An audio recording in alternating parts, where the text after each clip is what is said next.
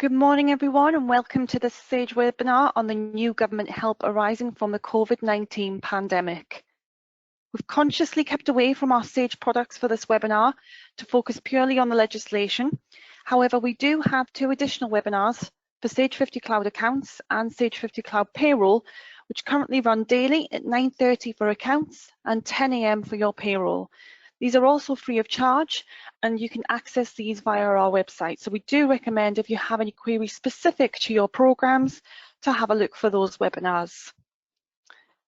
For this webinar today, we've gathered the current government guidance and aim to simplify it for you, not only so you can understand what's available, but also how you may be eligible and also how you can apply for these. We are going to cover a lot of detail in this webinar, and this webinar has been created based on current government guidance. As you can appreciate, the COVID-19 situation is fast moving, with new policies being created and the existing ones being clarified and tweaked.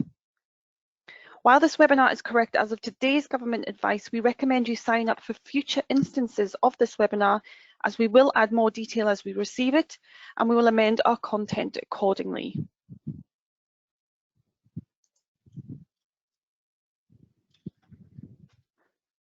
So my name's Jackie, I'm a trainer here at SAGE, and I'll be talking you through today's session, which should last around 40 minutes.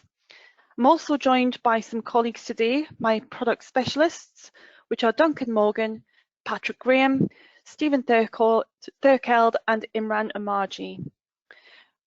They're here today because we know you'll have a lot of questions during today's session, and they're here to answer your questions. What we do ask is that we have had an incredible number of questions on these sessions, so we do ask that you only send questions after we've completed a topic and only if we haven't covered what you need to know. We also recommend that you look at previous answers because we do receive lots of duplicates and we want to try and avoid congestion in the Q&A box there. We do have 1 hour in total for today's session, so we will answer as many of your questions as possible, but please understand that we may not be able to answer all of them due to this time constraint. These webinars are brand new, so demand is understandably high, and we run these twice a day, so if we don't answer your question today, please do feel free to join us for another session where we can also try and answer your question for you. Before I go any further, I will show you where the questions box is. On your right hand side, you should be able to see a speech bubble. On that speech bubble, if you click on there, it should open a box where you can type into. Now, this is a really good opportunity for me to just do a quick sound check to make sure that I'm not going to spend the next 30 minutes talking to myself. So if you can find that box, if you could just type into there something like hi or anything else you want to inform me of, and that will indicate whether or not everyone can hear me. So I'm just going to have a look to make sure people, yep, I've got lots of highs coming through, so that's great. What I will say is if you do experience any issues throughout the session, please by all means let us know about the sound issue, but also disconnecting and reconnecting can also get around the issue. We sometimes do have 1 or 2 drop out on the sound. So hi everyone, thank you very much for just introducing yourselves and making me aware you can hear me, which is great because, like I say, I'm not a huge fan of talking to myself. Excellent. So this is our agenda for today. So as you can see, we've got quite a few topics to run through. So the most important one at the top there, it seems to be the most popular one at the moment, is the job retention scheme, which is the 80% of wages reimbursed. We're then going to go through SSP changes and support. We'll then talk about the government-backed loans that are on offer. We'll then talk about the self-employed income support scheme, income tax deferral for the self-employed, VAT deferrals and then time to pay arrangements, business rate relief, grants for eligible SMEs, and then finally the IR35 delay. So that's what we're going to cover off today for you. Like I say, we are trying to do the sort of key topics first so that if you don't want to spend the next 40 minutes, you can just see what you need to and drop out of the session. And by all means, you can join us again on additional sessions if you wish to. Now, before we do get into this, what I am just going to do is pop a quick poll on the screen. And I appreciate some of you have probably joined us for more than one reason, but I do just want to know, what is the main reason that you've joined this webinar today. So I'm just going to launch that poll. You may see that on the screen there now. So there's sometimes a 20-second delay as well, so if it doesn't come up straight away, just bear with it a few moments. And like I say, we just want to know what the main reason is. I appreciate you've probably come for one or two.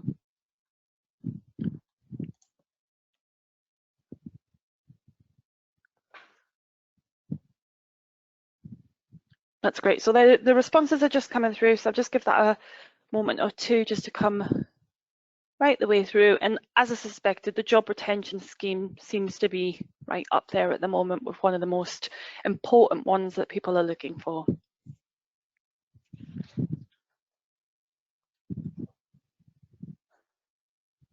That's fab. So don't panic if you haven't answered yet, that's fine. I've got the majority of answers there.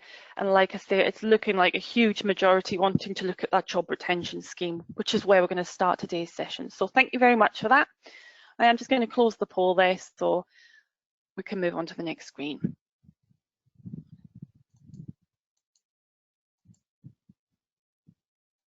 Okay, so what we've done is, because we're now on sort of day 3 or 4 of these sessions, is we've actually started off with some of the top questions that we are receiving. So again, if you do have any questions, please wait until we've ended the job retention scheme session, just so you know that we've covered everything before you ask your questions there. So we've got the top 5 questions that we've been asked on the session so far. So the first one is, what payments are used to calculate the 80%?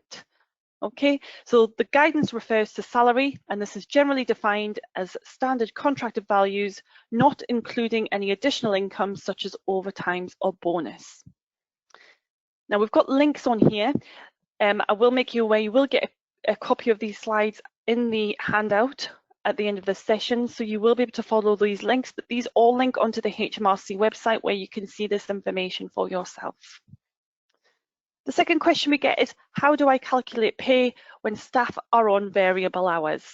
So basically, if you've worked for a full 12 months, you can claim on the hire of either the same month's earnings in the previous year or the average monthly earnings from the 2019-20 tax year. Again, more information on that is on that link at the bottom of the screen there. The next one we get a lot of is, do we reclaim 80% of the gross or net pay? And does this include employers' national insurance and pension costs? So it's 80% of the gross pay, and this is capped at $2,500 per month per employee.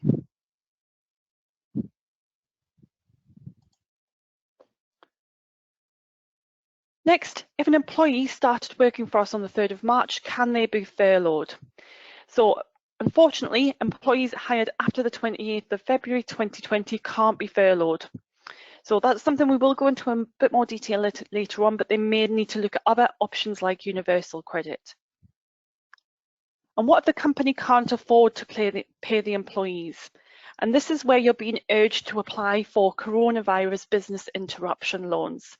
Now again, there's a link on there that gives you a little bit more information on that, but we're going to cover that a little bit later on in this session for you. So that was just to give you an idea of the top 5 questions we're getting at the moment, just so that you're not getting, you know, we're not getting bombarded with those questions throughout the session, because we do find we get them over and over again the same. So let's talk about this job retention scheme and what it actually is. So who does it actually apply to? So it applies to employers with workers who've been unable to work due to coronavirus, and the employee is described as furloughed. So furloughed refers to employees who have been asked not to work but haven't been made redundant or laid off. So they're actually still on your payroll. This is available to all UK employers with a pay-as-you-earn scheme, regardless of size, and also includes public sector, recruitment agencies where the workers are paid via pay-as-you-earn, local authorities, and charities. You must have created and started a pay-as-you-earn scheme on or before the 28th of February 2020 and also have a UK bank account. So employers can claim for 80% of furloughed workers, usual monthly wage, up to $2,500 plus employers' national insurance and auto-enrolment pension payments. Just to give you an example, if an employee's normal salary is £1,000 and you're going to pay them 80% of that, which is 800, you can reclaim 800, not just 80% of that 80%. You can choose to top up these salaries if you want to, but that's not mandatory.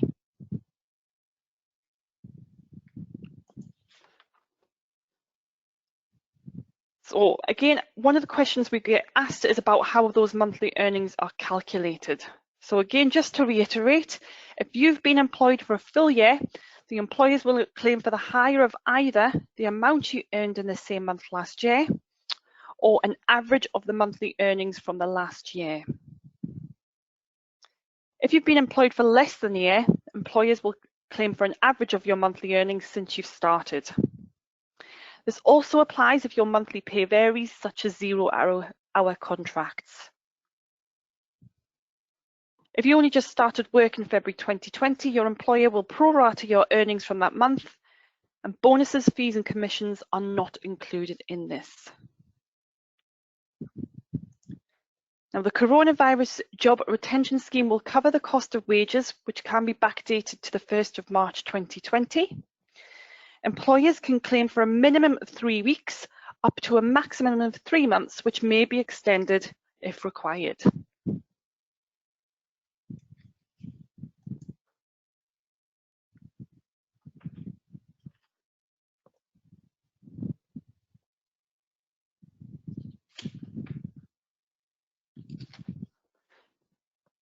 So first of all, you will need to designate which employees are furloughed, and you'll need to notify them of this. Now, based on their contract of employment, this may be subject to negotiation with the employee.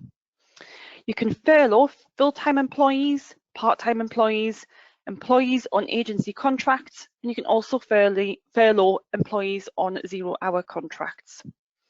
Now, whilst on furlough, employee wages are subject to usual income tax and deductions, and furloughed workers should not carry out any work for employers whilst on furlough. You don't actually have to furlough all workers. So for example, if you've got 10 employees and enough work for 5, you can just ask 5 of them to become furloughed. When the employees are furloughed, it's you that would make the payments to the employees, either the 80% or the topped up amount. You can then apply to reclaim the 80% figure through the new portal for wages costs and associated employers' national insurance contributions and minimum auto-enrolment employer pension contributions.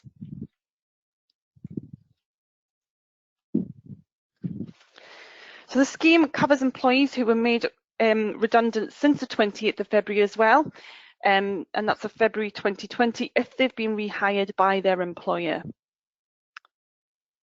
If you have any employees on sick leave or self-isolating due to COVID-19, they should receive SSP, but they can be furloughed after that. So just to reiterate, to qualify for the subsidy on furlough, an employee cannot undertake any work on behalf of the organisation at all. So how will this be paid? Basically, HMRC hope that the first payments will be made by the end of April. This is a portal that's currently under development at the moment.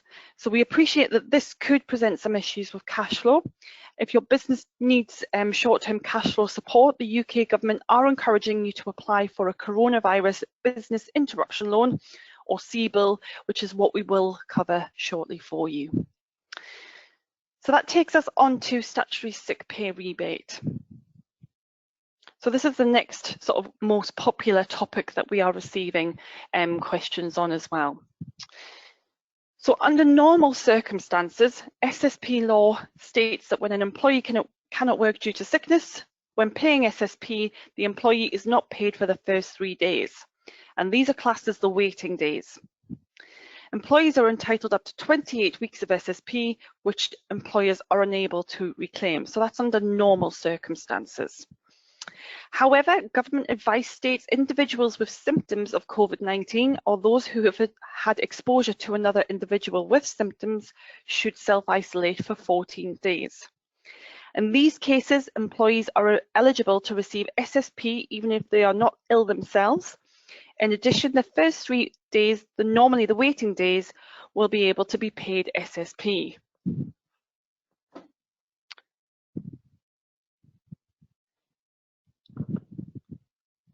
In order to further support businesses who are experiencing a high amount of employee sickness relating to COVID-19, employers will be able to reclaim up to 2 weeks SSP per employee for employees with COVID-19 or who are self-isolating. Now again, the process for reclaiming COVID-19 related SSP is still under development at the moment, meaning for now employers will need to pay this and reclaim at a later date. So along with paying for furloughed employees, this could present a cash flow issue. So again, if your business needs short-term cash flow support, again, the UK government are encouraging businesses to apply for the coronavirus business interruption loans, which we're going to have a look at next for you.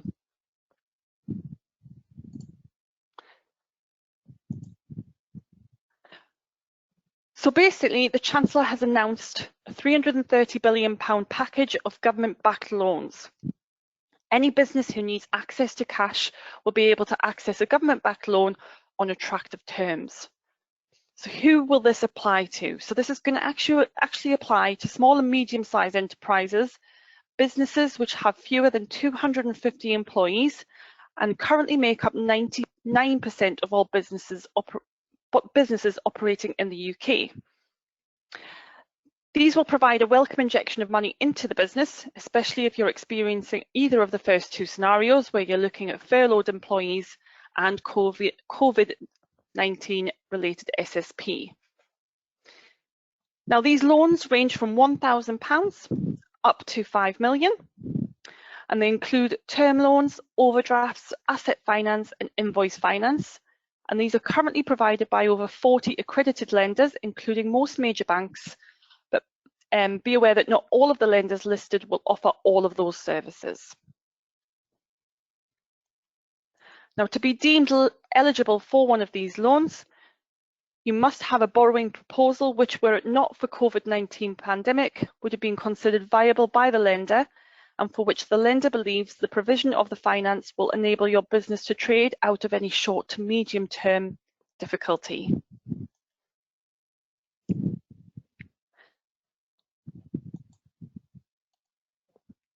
The business interruption payment means small businesses will benefit from no upfront costs and from lower initial payments, as the government will pay all of the interest for the first 12 months.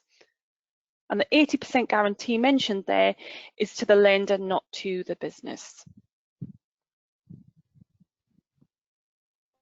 So to apply for these, you need to apply directly to the bank or one of the 40 plus accredited finance providers. However, to comply with the government recommendations around social distancing, and since many bank branches are small and may already be very busy, it is recommended that you use the lender website in the first instance. Now, these applications are open now, but we do recommend that you consider the urgency of your need before applying, just because we are expecting a high demand for these loans. So next, we've got some sort of newer legislation around the Self-Employed Income Support Scheme. So it's a little bit like the Job Retention Scheme. The UK government will cover up to 80% of the monthly average profits of these workers, up to £2,500. Now, to minimise fraud, it will only apply to those already in self-employment and have a tax return for 2019. If anyone has missed the filing deadline in January, you will have 4 weeks from Thursday, the 26th of March, to submit your tax return. You must also get the majority of your income through self-employment. Now, the Chancellor believes this will cover 95% of the majority of self-employed, and it will be possible to claim these grants and to continue doing business as well. This also covers members of partnerships as well.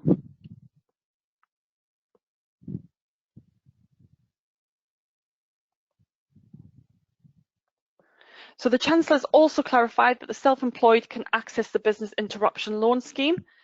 There's also more generous universal credit provision that might offer support to the self-employed if they don't fall into that 95% group.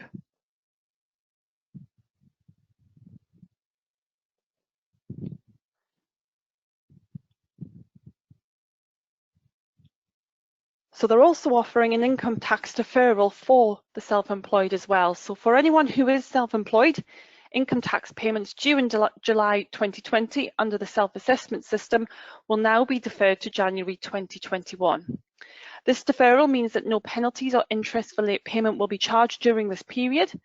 And HMRC have also scaled up their time to pay offer to all firms and individuals who are in temporary financial distress as a result of the coronavirus and have outstanding tax liabilities, which we will cover shortly. So we'll talk a little bit more about time to pay in a few slides' time.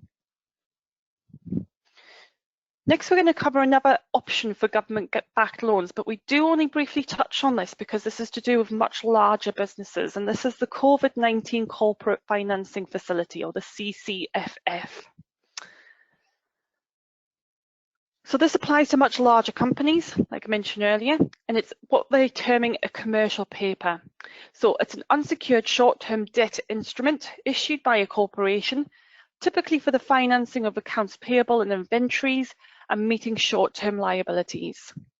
The types of companies this would apply to are typically UK incorporated companies, companies with significant employment in the UK, and firms with headquarters in the UK. And these companies must be able to prove that they were in sound financial health prior to that pandemic. So the loan amounts as well are much larger. Again, because we're not expecting many customers to need this particular facility, applications and further information can all be found on the Bank of England website regarding those. Next, we're going to have a look at VAT deferral. So this is another option that they're being offered to try and assist you with your cash flow. So UK registered businesses will not need to make VAT payments normally due for VAT returns during this period, which is the 20th of March 2020 to the 30th of June 2020.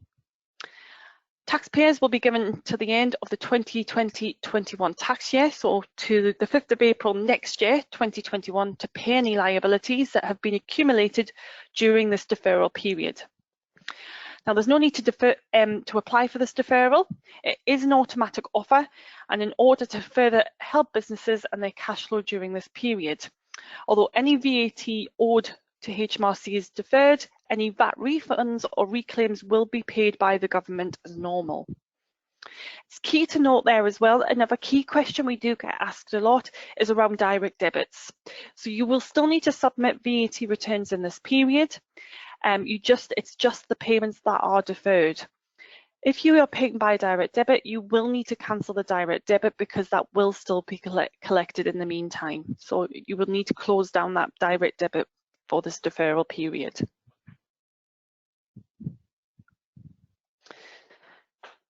We mentioned this a little bit earlier on. So these are time to pay arrangements. So basically, if you're facing any cash flow challenges, you may be eligible to receive support with your tax affairs with a time to pay arrangement. But these are all assessed on a case-by-case basis.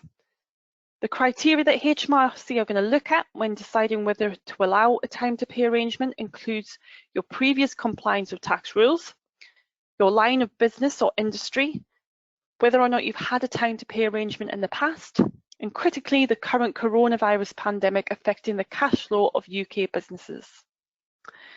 There is an HMRC helpline on the screen there, so if you are going to consider time to pay arrangement, you can contact them directly, and like we say, that's on a case-by-case basis.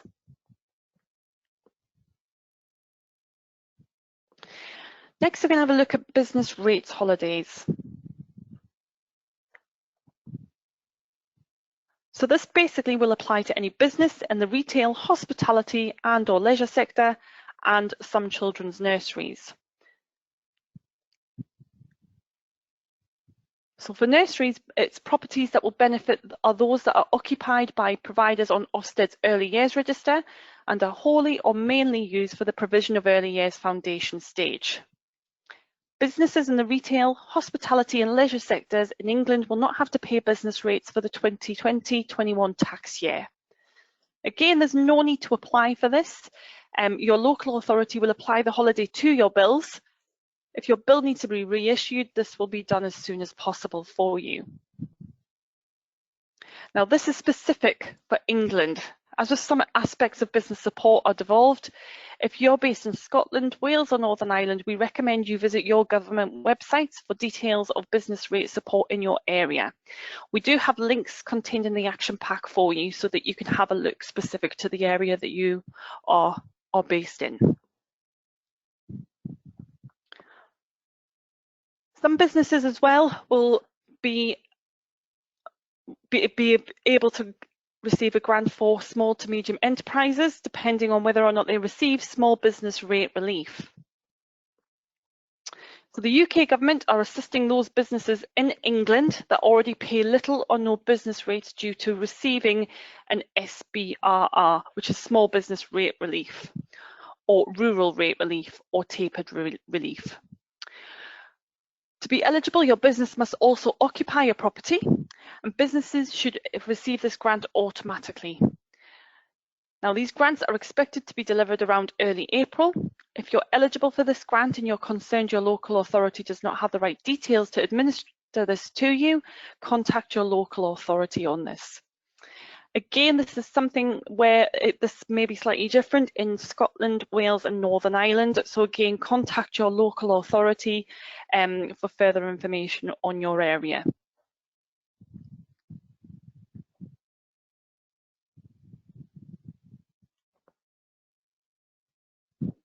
So next, we're going to look at the cash grants for eligible SMEs. So this basically applies to businesses based in England within the retail, hospitality and leisure sectors with a rateable value between £15,001 and £51,000.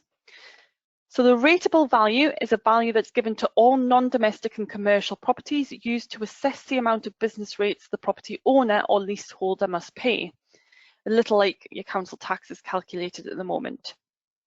So businesses with a rateable value between those values there, 15,001 and 51,000, will receive a grant of £25,000. Businesses in these sectors with a rateable value under £15,000 will receive a grant of £10,000. Again, you'll receive these payments automatically from your local authority, and those grants are expected to reach you by the start of April. Again, if you're concerned about any of your details, speak to your local authority. Again, this is another one where the details may be slightly different for Scotland, Wales and Northern Ireland. So again, visit your own government websites for information on small business support for your area. The final topic is the IR35 reform, which has been delayed and deferred to next year.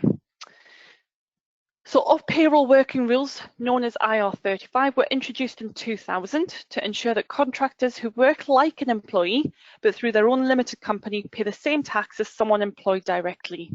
Now, these reforms were due to come into place on the 6th of April 2020. That made it the responsibility of medium and large businesses in the private and third sector to determine the correct tax status of these contractors and ensure the correct employment taxes were paid. Now, due to the pressures of COVID-19, these reforms will now come into place on the 6th of April 2021. So that takes us through all of the changes to the legislation as they are today.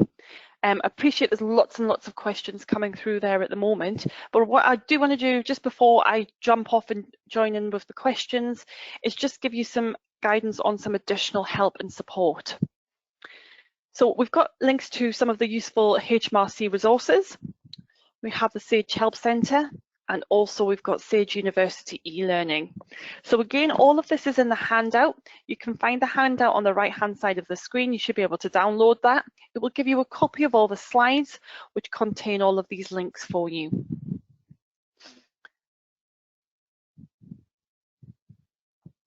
So HMRC have got a lot of information online for you. So we've got links to specific for COVID-19 guidance for employees. And there's also coronavirus business support as well, which gives you lots of information around those business interruption loan schemes, rate holidays, and the cash grants that are available. Lots of information also on the gov.uk website from an employee point of view for the job retention scheme and also for employers. As promised, we've got additional resources for outside of England. So we've got a link there for Scotland, Wales and Northern Ireland. So especially around those rate holidays, have a look for your particular area. So those are the links there for you. We have a COVID-19 hub, and that hub will contain all of the information that we have all held together for you. It's got various links to other websites for you, and we will update that. So it is advisable to maybe pop that into your favorites in the meantime so that you can access that on a regular basis, and any updates will be on there for you. We also have our Sage Help Centre. So this is our general hub for all help and support within Sage. So that's sage.co.uk/help. You can search our knowledge base for any questions on any topic you like, but that will link into our COVID-19 hub as well.